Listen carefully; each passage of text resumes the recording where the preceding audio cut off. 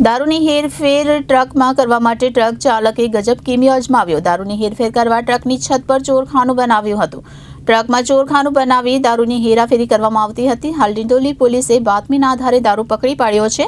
Haryana પાર્સિંગનો ટ્રાન્સપોર્ટનો container હોવાનું જાણવા મળ્યું છે, જેમાં ડ્રાઈવરના ઉપરના ભાગે ચોરખાનું બનાવી દારૂ મૂકવામાં આવ્યો હતો। હાલ ડિંડોલી પોલીસે બાતમીના આધારે વોચ ગોઠવી આ દારૂ પકડી પાડવામાં આવ્યો છે અને દારૂનો મુદ્દામાલ જપ્ત કરી પોલીસે વધુ તપાસ હાથ ધરી છે।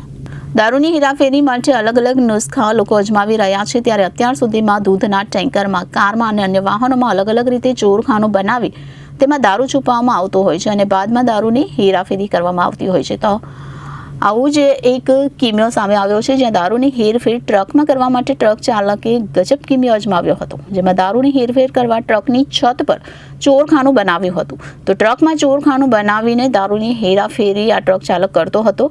હાલ ડિંડોલી પોલીસે બાતમીના આધારે દારૂ પકડી પાડ્યો છે। તો ડિંડોલી વિસ્તારમાંથી આ ટ્રક પસાર થતાં તેને બાતમીના આધારે ઝડપી પાડવામાં આવ્યો છે।